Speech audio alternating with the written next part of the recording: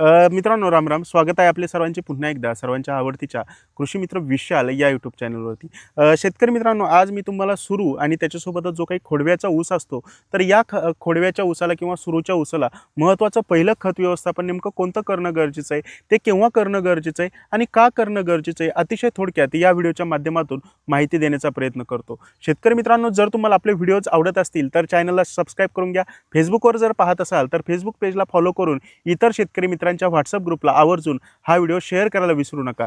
मित्रांनो, सुरुवातीच्या काळामध्ये म्हणजे बऱ्यापैकी जर खोडव्याचा ऊस असेल तर बगल्या फोडून झाल्यानंतर आपल्याला पहिलं खत व्यवस्थापन करायचं आहे, किंवा जर सुरूचा ऊस असेल मित्रांनो तर आपल्याला लागवड करून झाल्यानंतर 25 ते 30 दिवसाच्या आसपास पहिलं खत व्यवस्थापन करणं गरजेचं आहे। मित्रांनो, सुरुवातीच्या काळामध्ये आपल्या ऊस पिकाच्या पांढऱ्या मुळांचा जास्तीत जास्त विकास होण्यासाठी आणि दुसरी सगळ्यात महत्त्वाची गोष्ट आपल्या उत्पन्नावरती डायरेक्ट इम्पॅक्ट करणार आहे, तर ते म्हणजे आपल्या ऊसाचे जे काही फुटवे आहेत तर त्या फुटव्यांच्या संख्येमध्ये वाढ करण्यासाठी आपल्याला अतिशय महत्त्वाचं हे पहिलं खत व्यवस्थापन करून घेणं गरजेचं आहे। पहिलं खत व्यवस्थापन 30 ते 35 दिवसाच्या आसपास, दुसरं 60 ते 70 दिवसाच्या आसपास, 100 ते 120 दिवसाच्या आसपास तिसरं, आणि आपल्याला पूर्णपणे हे 3 जे खत व्यवस्थापन आपण यावर्षी आपल्या चॅनलच्या माध्यमातून सांगणार आहे, तर ते फॉलो करायला विसरू नका। तुम्हाला त्याचा कसा रिझल्ट येतोय, एकरी किती ॲव्हरेज येतंय, या व्हिडिओच्या खाली नंतर कमेंट करा।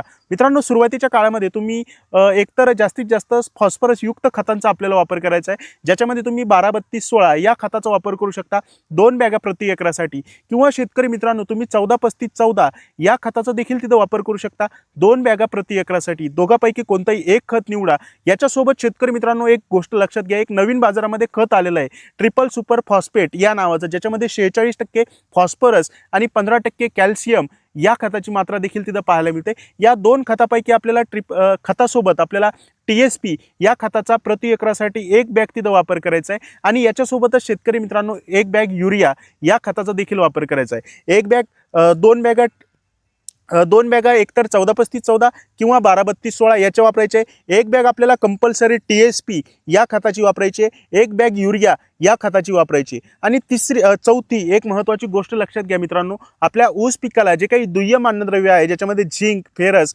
हे जे महत्त्वाचे अन्नद्रव्य असतात, तर या खताचा सुद्धा तिथं वापर करणं गरजेचं आहे। कोणत्याही चांगल्या स्टँडर्ड कंपनीची 23 किलोमध्ये वेगवेगळ्या प्रकारच्या किटा येतात, तर 23 किलोची एक किट आपल्याला प्रति एकरासाठी या खतामध्येच कॉम्बिनेशन करून वापरणं गरजेचं आहे। तर अशा प्रकारे आपल्याला 4 वेगवेगळे जे काही खतं आहेत, तर ते बेसल खत व्यवस्थापन करताना किंवा सुरुवातीचं पहिलं खत व्यवस्थापन करताना आपल्याला खोडव्याला किंवा सुरूच्या ऊसाला तिथं देणं गरजेचं आहे। मित्रांनो, हे खत व्यवस्थापन करा। 30 ते 40 दिवसाच्या आसपास तुम्हाला या खताचे कसे रिझल्ट येतात मला खाली कमेंट करून सांगा। एका ठिकाणी ऊसाला किती फुटवे येतात ते सुद्धा कमेंट करायला विसरू नका। व्हिडिओ आवडला असला तर चॅनलला सबस्क्राईब करून इतर शेतकरी मित्रांच्या व्हॉट्सअप ग्रुपला आवर्जून शेअर करा। मित्रांनो, पुन्हा भेटूया दुसऱ्या खत व्यवस्थापनाच्या व्हिडिओमध्ये। तोपर्यंत राम राम।